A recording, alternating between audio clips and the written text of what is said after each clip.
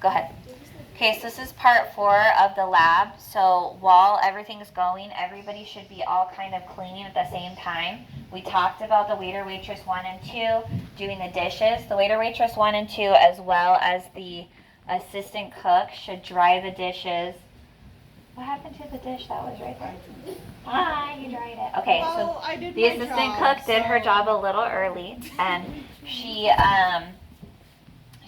you just take the dishes out of here, you dry it thoroughly using the towel, then you put it away, okay? And you do that all at the same time, okay? At the very end of the lab, you're going to kind of scrub everything down in the counters. So you want to make sure everybody knows what job they're supposed to do. Make sure when you're scrubbing the counters, you're going to scrub the counters down. You're going to wipe down the microwave. If the mixer is uncovered, if it's covered, you don't need to do anything. But if it's uncovered, you want to make sure you wipe the mixer down too, because it gets residue on it. When he's still working on the Play-Doh right now, yeah, keep stirring. That's good. So you want to, when it's time to clean the stove, you take off the racks to clean them, and you'll clean everything thoroughly. Use lots of soap.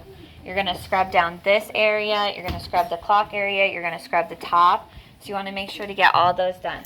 So that job of the scrubbing of the counters belongs to the bookkeeper. So when he's done with his cooking step, then he's going to do the scrubbing of the counters as well. Okay, let's jump over here to the Play-Doh. I'm going to jump in really quick. I see the oven mitt. These get really hot, so you want to use the oven mitt to hold onto the pot. You're going to basically, till it looks like mashed potatoes. That's like the mashed potato consistency. So you just want it to look like mashed potatoes, but like dry, basically mashed potatoes. So you stir it until it gets to be like, now it's like becoming one solid mass. So we're almost there. We're going to finish stirring it. Once it's completely, like you can tell that it's solid, then you want to turn off your stove. You're going to remove this from heat, and you're going to stir it a little bit more until it's like solid and smooth and ready to go. Then you're going to plop it over to your wax paper.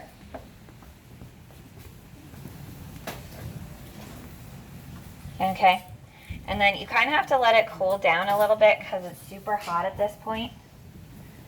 And then when you let it cool down, you're going to notice on the picture I put, you're going to break it into 6 balls like that.